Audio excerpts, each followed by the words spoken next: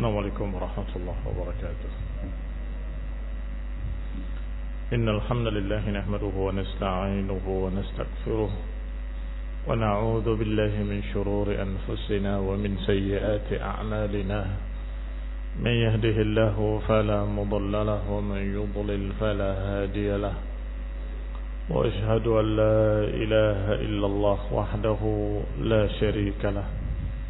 وأشهد أن محمدا عبده ورسوله صلى الله عليه وعلى آله وأصحابه والتابعين وتابع التابعين ومن تبعهم بإحسان إلى يوم الدين. يا أيها الذين آمنوا اتقوا الله حق تقاته ولا تموتن إلا وأنتم مسلمون.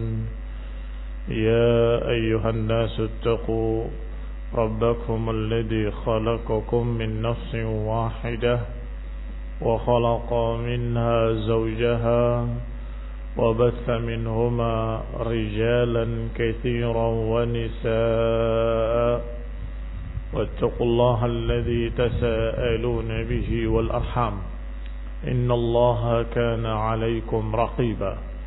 يا أيها الذين آمنوا اتقوا الله وقولوا قولا سديدا يصلح لكم أعمالكم ويغفر لكم ذنوبكم ومن يطع الله ورسوله فقد فاز فوزا عظيما.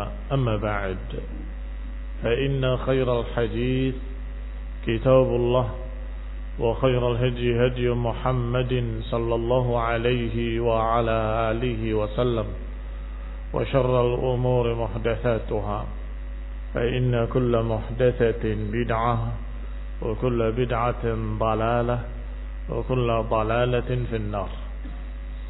إخواني في الدين أعزكم الله ومسلمين رحمني ورحمكم الله.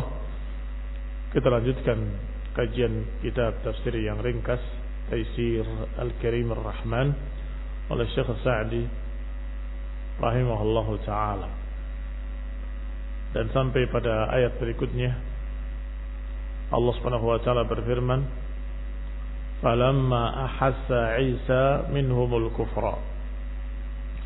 Masih pada surat Ali Imran dan masih pada kisah Nabi Isa alaihi salam. Allah berfirman, falamma ahassa Isa, ketika Isa alaihi salam sudah merasa, minhum, dari mereka, al-kufr, kekafiran. Kata Syekh Sa'di, ay ra'a minhum adamul inqiyadi lahu, sudah melihat gejala-gejalanya bahwa mereka tidak mau ngikut, mereka tidak mau terikat.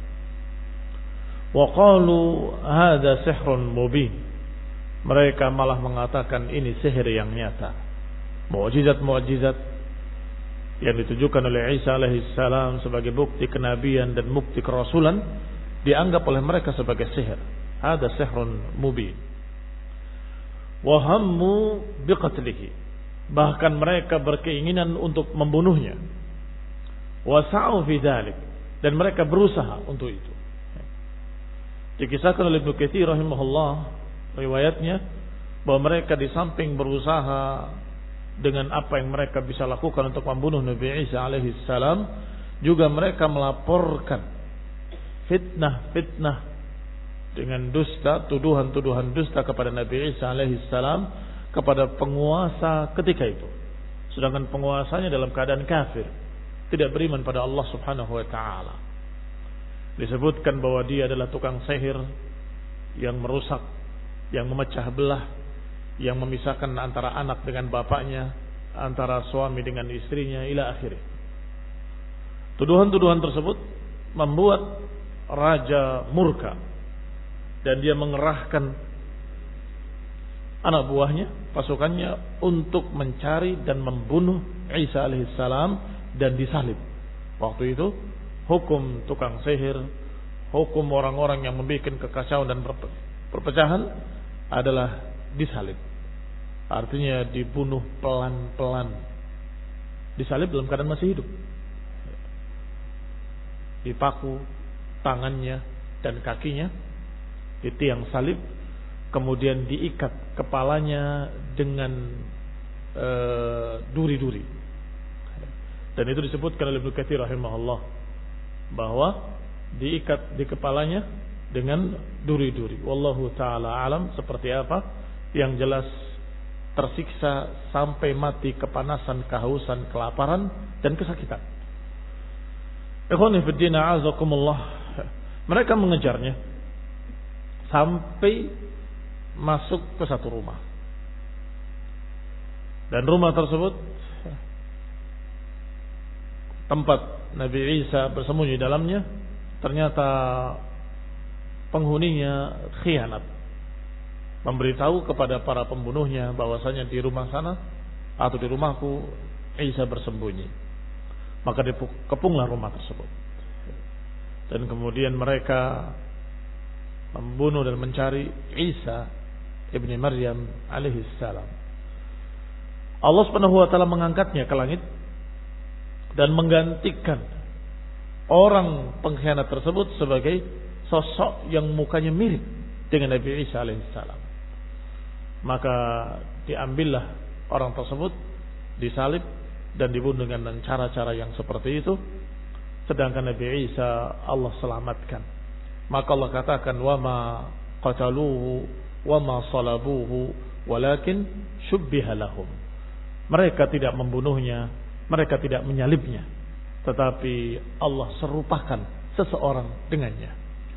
Bal rafa'ahu Allah, bahkan Allah angkat. Kisah ini Allah sebutkan dalam surat Al-Imran ini yang sedang kita baca. Maka diawali dengan Isa melihat gejala-gejala mereka menolak. Falamma ahassa Isa minhumul kufur, maka Nabi Isa berkata, qala man ansari ilallah. Siapa yang akan menjadi penolong-penolongku? Aiman yu'awinuni wa yaqumu ma'i binusrati dinillah. Maknanya, siapakah yang mau membelaku, menolong aku untuk membela agama? Berkatalah Hawariyun. Hawariyun maknanya adalah penolong-penolong. Walaupun ada pendapat-pendapat para ulama disebutkan bahwa Hawariyun maknanya qasariyun, orang-orang yang kecil, atau juga orang yang memakai pakaian putih disebut Hawari karena pakaian mereka putih-putih. Tetapi yang rajih, Hawari bermakna Ansar. Terdukung dengan hadis Rasulullah sallallahu alaihi wasallam dalam dua kitab sahih ketika dalam jihad fi sabilillah, dalam perang Ahzab, ketika Rasulullah SAW meminta siapa yang bisa, siapa yang mau berkorban untuknya atau memberikan satu perkara, ini yang tentunya mempertaruhkan nyawa, maka yang datang adalah Zubair. Begitu ada kesempatan lain lagi, siapa yang mau untuk ditugaskan dengan tugas yang mematikan ini, datang lagi, mengangkat tangannya Zubair lagi. Maka setelah dua kali seperti itu, Rasulullah SAW menyatakan, inna likulli nabiyyin hawari. Sesungguhnya setiap nabi punya hawari. Wa hawari Zubair. Sesungguhnya setiap nabi punya hawari, dan hawariku adalah Zubair. Sehingga dari situ terlihat makna bahwa hawari adalah penolong, pembela yang siap mati untuk membela nabinya sallallahu alaihi wa ala alihi wasallam wa radhiyallahu taala anhu. Di samping itu merupakan keutamaan Zubair bin Awwam radhiyallahu taala anhu, juga merupakan bukti bahwa makna hawari adalah penolong. Setiap nabi memiliki pembela dan penolong, maka pembelaku dan penolongku adalah Zubair. Ikhwani fid din, a'azakumullah. Qala al-Hawariyun, berkata Hawariyun, nahnu ansarullah, kamilah penolong-penolong Allah. Maksudnya penolong-penolong agama Allah dan Rasul yang diutus oleh Allah. Ain tadabu ma'ahu, yani maju, berangkat membela nabinya bersama nabinya. Wa qamu bidzalik, Wa qalu, berkata para hawariyun, amanna billah faktubna ma'asy syahidin. Kami beriman kepada Allah, maka tulislah kami bersama para saksi-saksi. Ayat syahadah an-nafi'ah, yakni persaksian yang hak, yaitu persaksian dengan tauhid. Kamilah saksi-saksi yang mempersaksikan la ilaha illallah. Asyhadu an la ilaha illallah. Aku mempersaksikan bahwa tidak ilah kecuali Allah. Enggak ada yang berhak diibadahi kecuali Allah.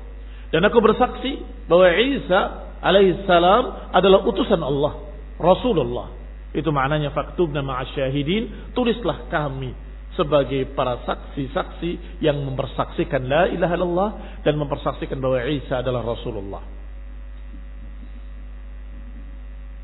Falamma qamu ma'a Isa binasri dinillah, ketika mereka para hawariyun sudah berdiri tegak membela agama Allah Subhanahu wa taala, menegakkan syariat Allah Subhanahu wa taala, maka terjadilah perpecahan di kalangan Bani Israel.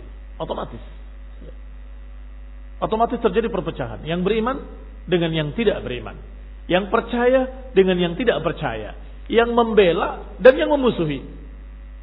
Dan ini adalah sunnatullah. Wa kadzalika ja'alna likulli nabiyyin aduwan syayatinal insi wal jin yuhi ba'dhum ila ba'din zukhrufal qawli ghurura. Demikianlah kami jadikan bagi setiap nabi ada musuh-musuhnya. Dari kalangan syaitan, dari kalangan jenis jin, dan dari kalangan manusia. Yang mereka saling membisikkan zukhrufal qawli ghurura. Kata-kata yang dirangkai indah tetapi menipu. Demikian pula Bani Israel. Fa'amanat ta'ifatum min Bani Israel wa kafarat ta'ifah. Sebagaimana dalam surat As-Saff. Fa'amanat ta'ifatun min Bani Israel, maka berimanlah sekelompok dari Bani Israel, wa kafarat ta'ifah, dan sekelompok lainnya kufur. Maka yang beriman dan yang kufur dari Bani Israel ini bertikai. Tentunya yang bertentangan akan bertikai. Ma ta'arafa minha talaf wa ma tanakara minha ikhtalaf. Sebagaimana diucapkan oleh Rasulullah sallallahu alaihi wasallam dalam hadis yang sahih, al-arwah junudun mujannadah. Roh-roh manusia ini, jiwa-jiwa manusia ini seperti junudun mujannadah, seperti tentara yang solid. Ma ta'arafa minha i'talaf. Pertama dengan hamzah, i'talaf. Apa yang sama, akidahnya sama, pemahamannya sama, i'talaf, akur, rukun. Wa ma tanakara minha ikhtalaf. Adapun yang saling berbeda, saling mengingkari, pasti ikhtalaf, pasti berselisih, bertikai, bermusuhan, dan itu otomatis. Itu sudah sunnatullah fil kaun. Tidak mungkin bisa disamakan, disatukan dua yang berbeda. Enggak mungkin dipaksakan untuk disatukan dua akidah yang bertentangan, enggak mungkin. Karena amanat ta'ifatun min Bani Israel wa kafarat ta'ifah, maka kata Syekh Sa'di rahimahullah, faqtatalat. Akhirnya kedua golongan tadi saling berperang. At-ta'ifatani, dua golongan ini berperang. Fa'ayyadallahu alladhina amanu, maka Allah dukung orang yang beriman. Allah bela orang yang beriman binasrihi, dengan pertolongannya. Ala aduwihim fa asbahu zahirin. Sebagaimana disebutkan dalam kelanjutan surat As-Saff di akhirnya. Allah bela orang-orang yang beriman, Allah dukung, Allah menangkan, fa asbahu zahirin. Akhirnya mereka zahir, menang.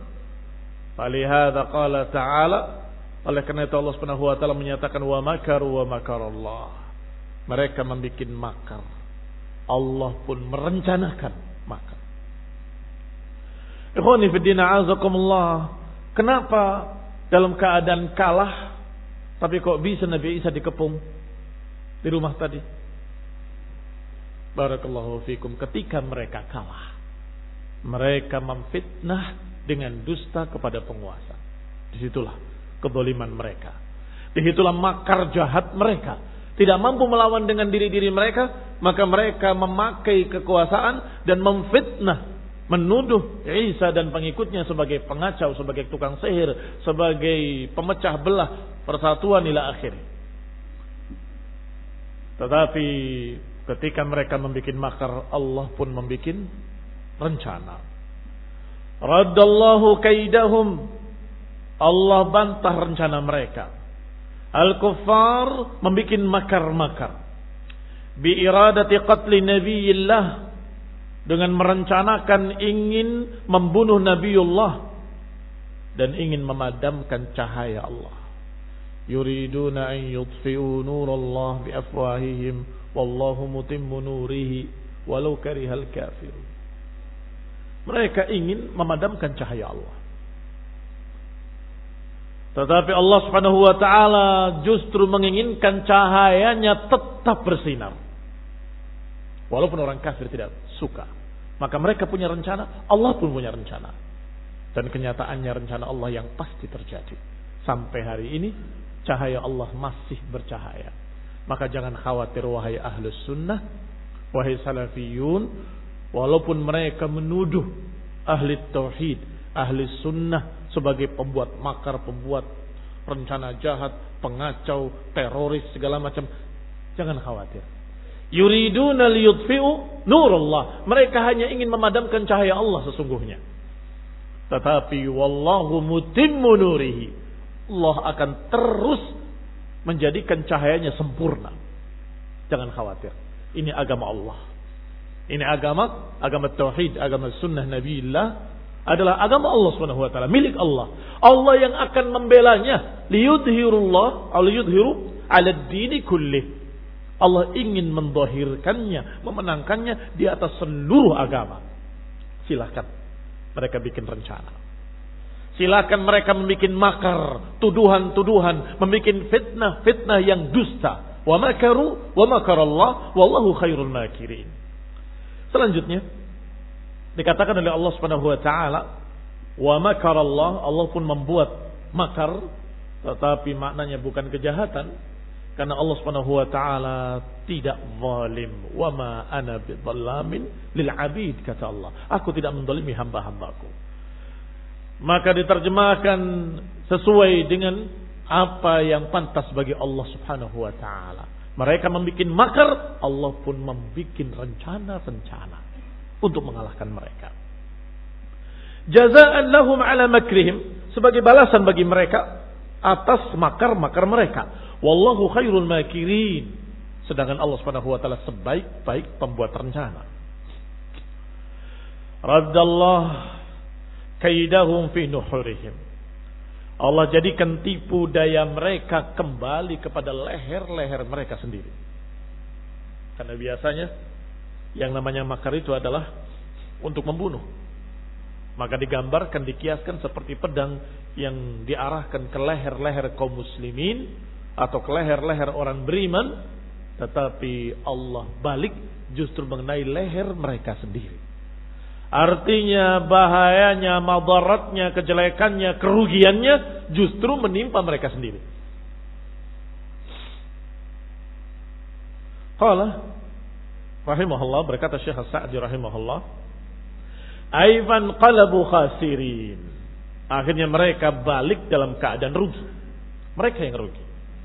Idh qala Allah, dan ingatlah ketika Allah berkata, ya Isa, inni mutawaffika wa rafi'uka ilai wa mutahhiruka minal ladhina kafaru wa ja'ilul ladhina ittaba'uka fawqal ladhina kafaru.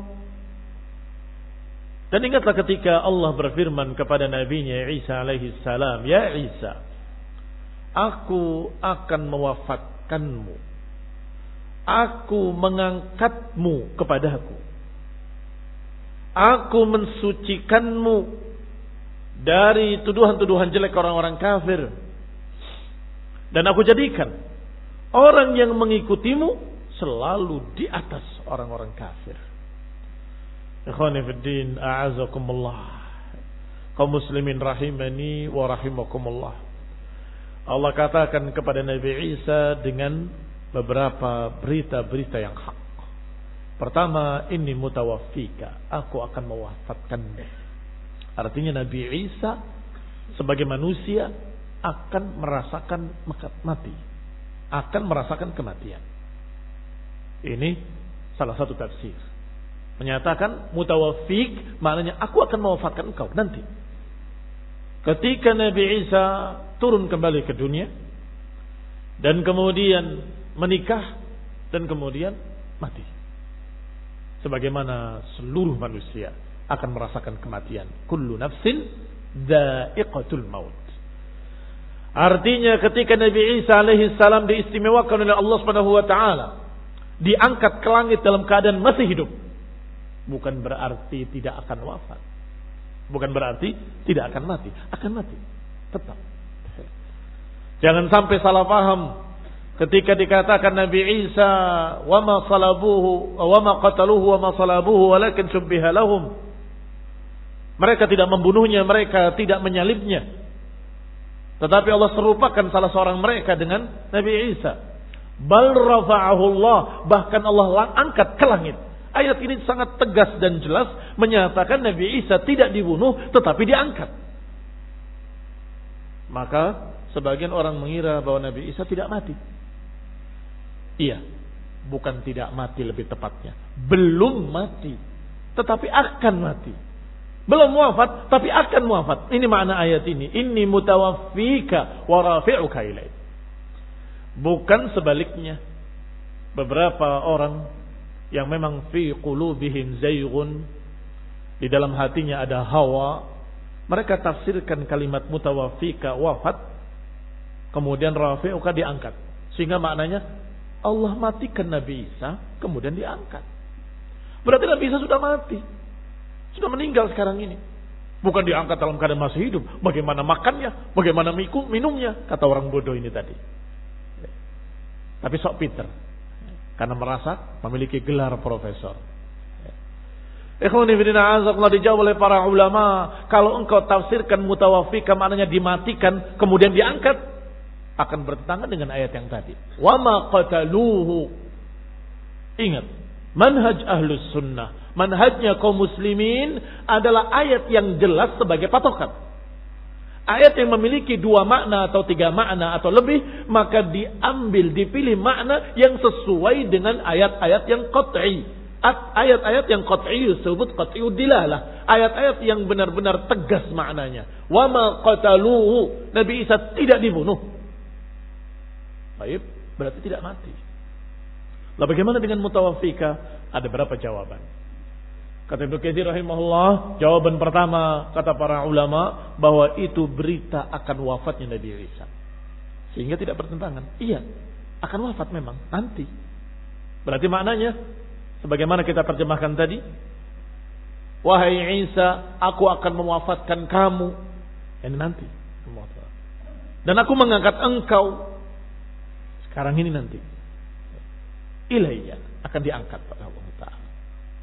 Sehingga terjadi takhir wa taqdim. Terjadi kata Ibnu Katsir takhir wa taqdim, dan itu dalam bahasa Arab biasa, tidak aneh. Jangan kalian berpikir kalau disebutkan lebih dulu berarti yang lebih dulu. Yang sebutkan belakangan berarti belakangan. Ini mutawaffika wa rafi'uka, kami mematikan kamu dan mengangkat kamu. Berarti mati dulu baru diangkat. Tidak mesti dalam bahasa Arab. Tidak mesti dalam bahasa Arab. Bisa disebutkan duluan tetapi kejadiannya belakangan, bisa. Muslimin rahimani wa rahimakumullah. Dan itulah yang ditafsirkan oleh sebagian ulama, fihi ta'khirun wa taqdim. Padanya ada pendahuluan dan pembelakangan yang maknanya adalah engkau akan diangkat pada Allah Subhanahu wa taala dan suatu saat engkau akan wafat.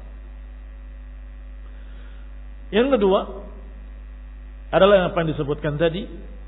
Sebagian berkata seperti Ibnu Jarir At-Tabari rahimahullah bahwa mutawaffika bukan maknanya mati, tapi ditidurkan. Kok bisa wafat bermakna tidur? Allah yang menyebutkan tidur dengan wafat. Apa ayatnya? Ayatnya Allah Subhanahu wa taala berfirman, Walladzi, Walladzi khalaqakum min dhikrin wa walladzi khalaqakum min unsa wa ja'ala bainakum mawaddatan wa rahmah. Inna fi dzalika laayatin liqaumin yu'minun. Allah yang menciptakan kalian dari tidak, Allahu yatawaffal anfus hina mautiha alladzi lam yamut fi manamiha. Allah yang mewafatkan kalian ketika matinya dan ketika tidurnya. Ketika tidur dikatakan diwafatkan. Allati lam yamut fi manamiha. Maka dengan ayat ini dalil bahwasanya tidur pun bermakna wafat. Berarti Nabi Isa saat itu tertidur. Setelah itu diangkat oleh Allah Subhanahu wa taala. Ini pendapat Ibnu Jarir Al-Tabari dan yang bersamanya. Allahu yatawaffal anfus. Huwa alladhi yatawaffakum bil-lail. Ayat lainnya. Dialah Allah yang mewafatkan kalian di malam hari. Apa maknanya? Tidur. Berarti bisa tidur disebut dalam bahasa Arab dengan wafat.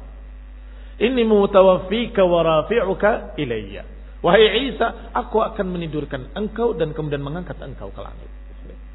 Kenapa harus pakai ihtimal pertama, ihtimal kedua? Harus ada jawaban-jawaban seperti ini supaya tidak bertentangan dengan ayat-ayat yang muhkamat.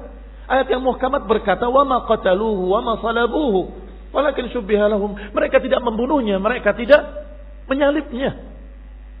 Berarti beliau alaihi salam tidak disalib, tidak dibunuh, tidak mati, tetapi diangkat oleh Allah Subhanahu wa taala. Sehingga ayat ini mutawaffika harus ditafsirkan dengan berbagai macam tafsir tadi supaya sesuai dengan ini. Imam maknanya takhir wa taqdim.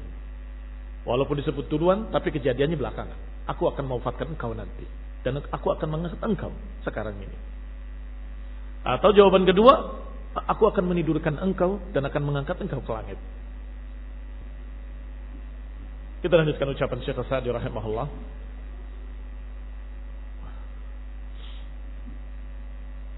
Farafa'a Allahu 'abdahu wa rasulahu Isa ilaihi. Maka Allah pun mengangkat hambanya dan rasulnya kepadanya. Wa alqa shibhuhu atau shibhahu ala ghairihi. Dan Allah lemparkan keserupaan pada orang lain. Fa akhadhu man alqa shibhahu alaihi faqataluhu wa salabuhu.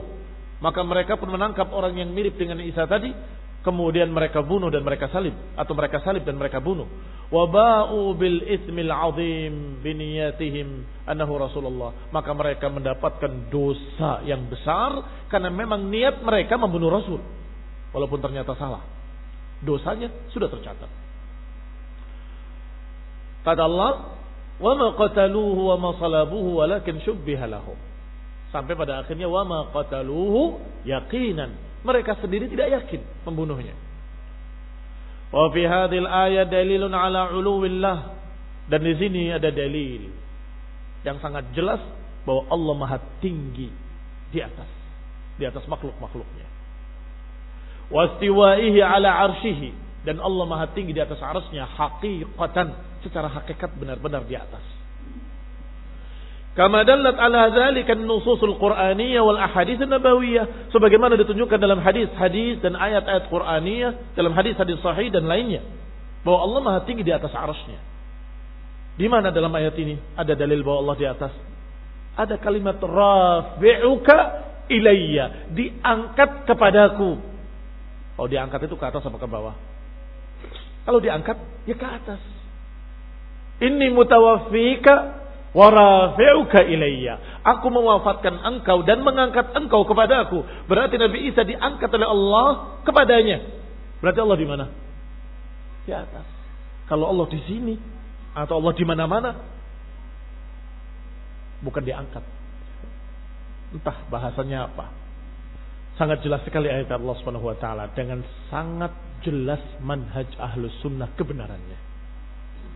Adapun mereka yang menyatakan Allah di mana-mana, Allah di sini, Allah menyatu dengan benda-benda segala macam, mereka tidak memiliki hujjah, la aqlan wala syar'an wala fitratan. Tidak ada dalil, tidak ada dalil akli, enggak ada dalil syar'i, enggak ada dalil naqli, enggak ada bahkan fitrah sekalipun. Fitrahnya enggak ada. Tetapi akidah Ahlussunnah bahwa Allah di atas seluruh makhluk-makhluknya, ini akidah yang terdukung dengan dalil naqli, dalil syar'i, dan juga dalil akli. Yang mulia itu selalu di atas. Sahih itu akal. Yang mulia selalu lebih tinggi. Sedangkan Allah maha mulia, pasti maha tinggi. Ini aklan. Bagaimana fitratan? Kata seorang yang tadinya Asy'ariyah, ulama, tokoh Asy'ariyah, kemudian kembali kepada pemahaman salaf dengan berkata, sungguh demi Allah, satu yang aku tidak bisa bantah. Artinya beliau punya syubhat membantah keyakinan ahlu sunnah bahwa Allah di atas. Satu yang aku tidak bisa bantah sampai hari ini, kata dia. Aku selalu, perasaanku ketika menyatakan ya Rabb, kepalaku menengadah ke atas. Secara fitrah, spontan. Ini yang aku gak bisa bantah. Kenapa? Aku kok begini? Ya Allah, gak pernah ke bawah. Ya Allah, gitu gak pernah. Selalu, ya Allah, ke langit. Maka aku yakin bahwa Allah memang benar-benar di atas. Karena fitrah tidak bisa dibohongi. Mereka yang menyatakan Allah bersama kita di mana-mana, zatnya di sini. Allah itu bersama manusia, bersama makhluk, menyatu. Seperti aliran Wahdatul Wujud, aliran Manunggaling Gusti Kawula. Itu pun mereka ketika berkata ya Rabb, ke atas. Otomatis. Fitrah. Itu adalah fitrah. Barakallahu fikum. Nasallahu fikum al-afiyah wal hidayah wa rahmah. Subhanakallahumma bihamdika asyhadu an la ilaha illa anta astaghfiruka wa atubu ilaik. Wassalamu alaikum warahmatullahi wabarakatuh.